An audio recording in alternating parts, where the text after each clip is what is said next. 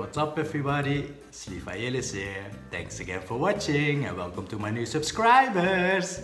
If you're new to my channel, I'm trying to bring you cryptocurrency news in an entertainment kind of way, so it's easy for you to digest. So today, I wanted to start off with Sales Friday. So everything is in sale. A lot of good coins were 20% down, well, at least a lot of good coins that I have myself in my portfolio. So whenever I talk about coins, please be aware that I am invested in it. So today, a good sale, in my opinion, would be IOTA. So IOTA was like 20% down today, so I bought back some new IOTAs. But you should have been quick because it's already 10% up, so it's still minus 10% down in total today. Then the other coins which I saw as a good sale today was SIA coin, but also game credits and MobileGo. So I just wanted to mention this one small thing about MobileGo because not a lot of people know this.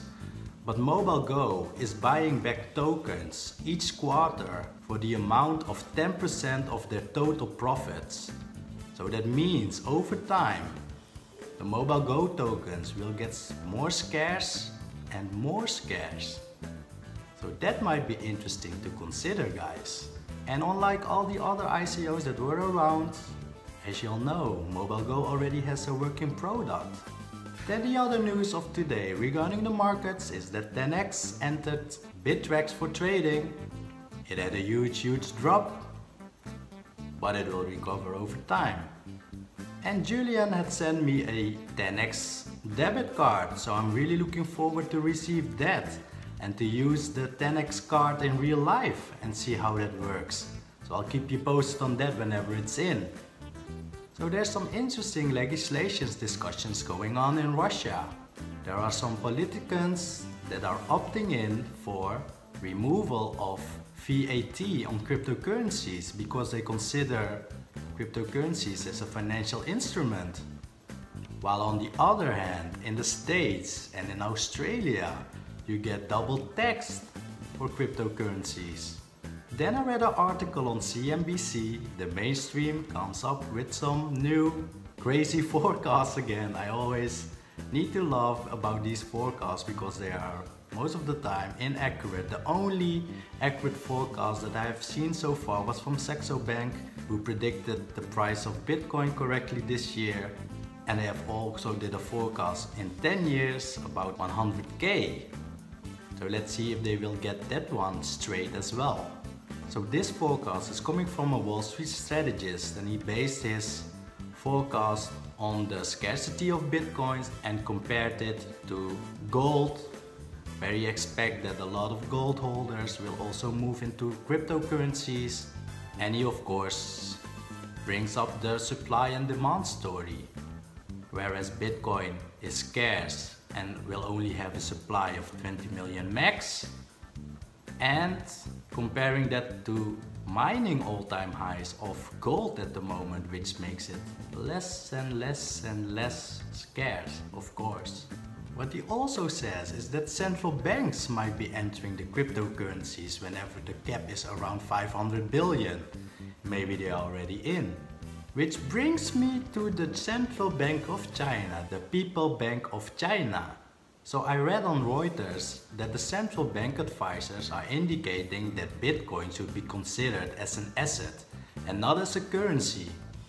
And I might a little bit agree and you might disagree with me, but I really think due to the scarcity over time and the insane price increases that it has and expected price increases to come, I really think that Bitcoin in the end will just be considered as a store of value, because to be honest, the Bitcoins that I'm holding, I honestly do not want to spend them for currency purposes to buy this or that.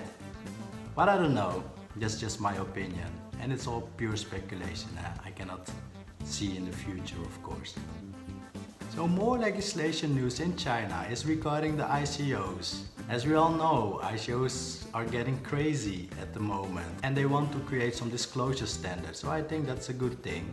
Which brings me to another topic. related to ICOs. And this one is actually an interesting one, guys. So I read an article on LinkedIn, and I hope I can find it back, and then I will link it in the description. So PWC together with ICOAGE is launching a ICO project evaluation index.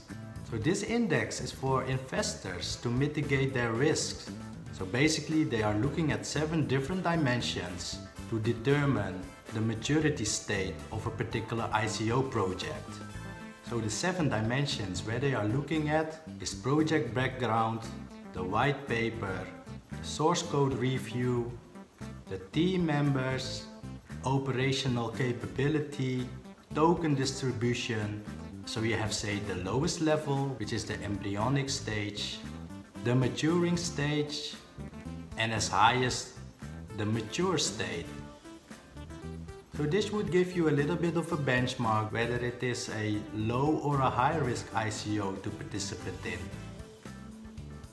And last but not least, a lawsuit has been signed to Kraken, one of the largest exchanges, for a flash drop that happened on the 7th of May where a DDoS attack was being done. And some big investors had done a margin trade and their margin got liquidated.